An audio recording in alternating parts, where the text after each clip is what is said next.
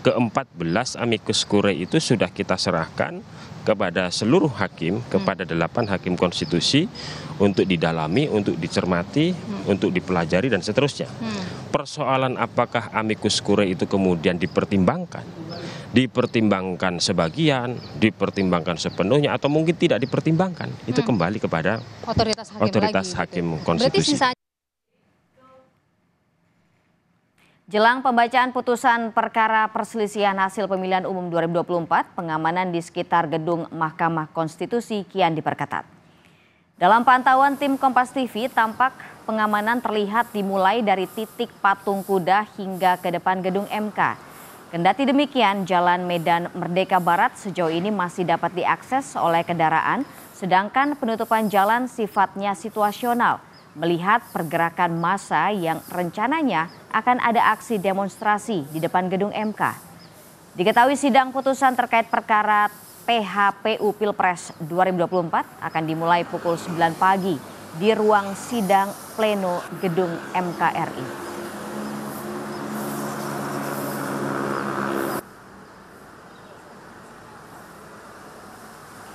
Saudara, hari ini Mahkamah Konstitusi akan membacakan putusan perkara sengketa hasil pemilihan presiden 2024. Sidang putusan akan dimulai pukul 9 pagi. Untuk mengetahui situasi terkini, sudah ada jurnalis Kompas TV Nanda Aprilia di Mahkamah Konstitusi Jakarta Pusat. Selamat pagi Nanda, bagaimana situasi dan pengamanan di MK? Apakah ada aksi penyampaian pendapat jelang pembacaan putusan MK? Selamat pagi Gita dan juga saudara. Kalau ditanya apakah ada aksi, kalau informasi yang kami terima atau kami kantongi sejauh ini informasinya ada. Kendati demikian, ini rencananya masih situasional. Artinya memang kalau menurut rencana ini akan adanya aksi dimulai dari pagi sampai dengan siang hari.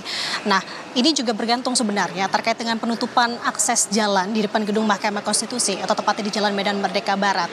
Yang dimana penutupan ini akan melihat lagi kondisi di mana aksi dari massa ini terjadi. Artinya ini sifatnya masih situasional. Sedangkan sejauh ini kita dan juga saudara terkait dengan pengamanan sendiri, baik dari sisi depan gedung Mahkamah Konstitusi ataupun di sisi dalam gedung Mahkamah Konstitusi, kami melihat sejauh ini sudah semakin ketat dari segi pengamanannya.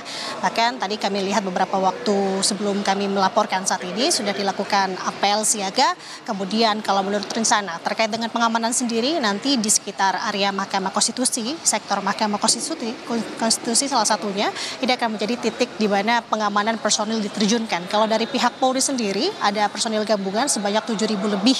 Nanti pihak pengamanan akan mengamankan baik di sektor MK, kemudian akan tersebar juga di sektor Bawaslu dan juga di sektor KPU. Artinya ada beberapa titik memang yang akan ditempatkan sistem pengamanannya sendiri. Nah, sedangkan kalau untuk di dalam di sini kita dan juga saudara bisa digambarkan memang untuk segi pengamanan ini ditingkatkan dari berbagai layer. Artinya layer depan tadi saya sampaikan di sekitar Jalan Medan Merdeka Barat, kemudian di sisi dalam ini layer dalam ini juga ada pengamanan. Jadi artinya memang ada petugas-petugas yang memang sudah dipercaya, sudah tersumpah untuk mengamankan jalannya sidang putusan hari ini kita dan juga saudara.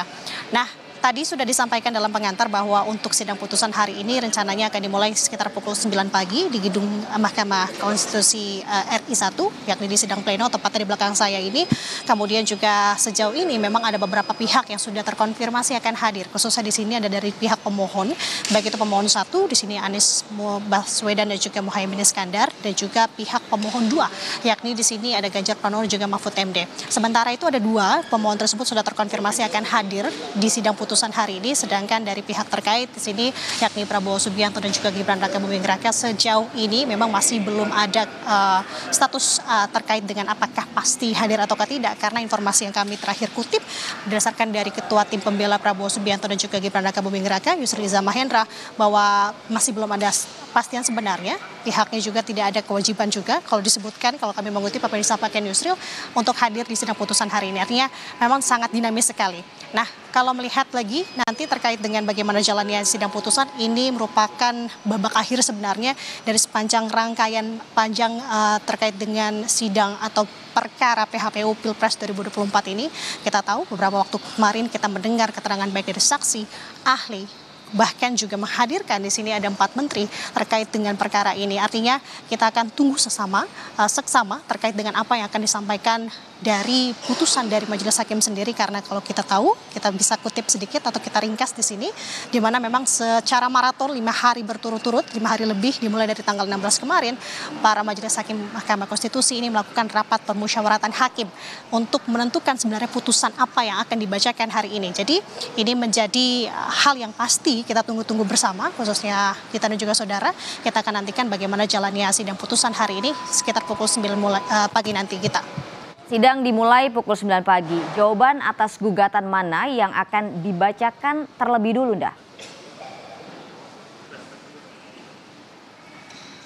Baik, kita untuk teknisnya memang nanti akan digabung. Artinya baik dari gugatan 1 dan juga gugatan kedua atau pemohon 1 dan pemohon 2 ini akan digabungkan. Artinya siapa yang lebih dulu kita akan melihat nanti bagaimana teknisnya. Tapi melihat dari pemohon 1 di sini ada dari pihak Anies Baswedan dan juga Muhaimin Iskandar, bisa kemungkinan akan dimulai dari keputusan dari pemohon 1 terlebih dahulu. Tapi tidak ada hal yang menutup kemungkinan di sini. Kita melihat dari bagaimana nanti kebijakan dari hakim sendiri untuk memutuskan siapa yang akan lebih dulu dibacakan terkait dengan putusannya. Jadi ini masih sangat dinamis. Bagaimana nanti hasilnya pun juga akan kita lihat dan kita tunggu-tunggu bersama. Kembali kita dan juga saudara kita akan saksikan nanti sidang putusan terkait dengan perkara PHPU Pilpres 2024 pada pagi hari ini. Terakhir, Nda, apa saja poin gugatan sengketa Pilpres yang akan diputuskan oleh MK, Nda? Baik, kita sebenarnya kalau kita kutip, kita rangkum begitu ya, sebenarnya ada banyak sekali petitum, baik dari pemohon 1 ataupun juga dari pemohon 2. Nah, kita akan jabarkan setidaknya untuk gabungan, memang kalau dari pihak atau gugatan dari masing-masing pemohon ini kurang lebih memang memiliki poin-poin yang sama, artinya terkait dengan kecurangan Pilpres kemarin, kemudian juga adanya penyalahgunaan atau penyalahgunaan bansos di sini yang kemana kemarin kita tahu ini menjadi pembahasan yang kerap kali dibahas juga di muka sidang. Nah, ini kalau mengingat lagi apa saja poin-poin gugatan, kita akan sedikit sampaikan di sini khususnya dari poin gugatan Anies Baswedan dan Muhaimin Iskandar. Pertama, ada membatalkan hasil pemilu 2024. Ini soal KPU diterimanya pencalonan Gibran yang tidak memenuhi syarat batas usia calon wakil presiden di kala itu, yang dimana ketika mendaftarkan ini masih belum diubahnya PKPU 19 tahun 2003. Kemudian ada juga permintaan di mana dari poin gugatan dari pihak pemohon 1 di sini Anies dan juga Muhaimin yang menyebutkan bahwa meminta untuk Gibran sendiri ini didiskualifikasi dari proses pemilihan umum terkait dengan Pilpres 2024 ini, terkait dengan tadi yang poin pertama. Kemudian untuk yang ketiga, ini lebih membahas terkait dengan kecurangan-kecurangan seperti halnya manipulasi data pemilihan tetap, kemudian surat suara tercoblos dan juga TPS ganjal sampai dengan penyalahgunaan atau penyelewengan bansos juga ini menjadi gugatan. Nah, ini sama sebenarnya, tidak jauh berbeda dengan poin gugatan yang dilayangkan oleh pemohon 2, yakni Ganjar Pranowo juga Mahfud MD, yang dimana meminta agar KPU membatalkan putusan hasil penetapan presiden dan wakil presiden yang diumumkan pada Rabu.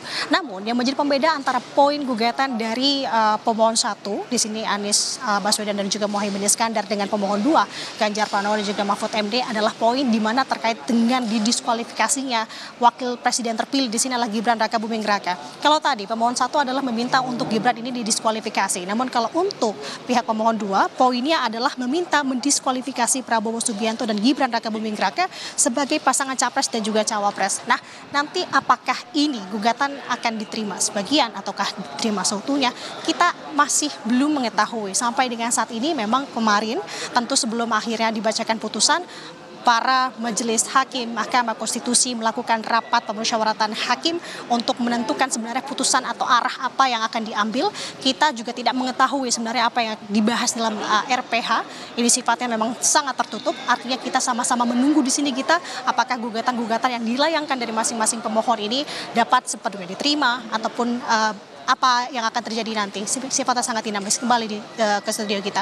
Nanda Aprilia melaporkan langsung dari Gedung Mahkamah Konstitusi Jakarta. Terima kasih Nanda atas laporan Anda.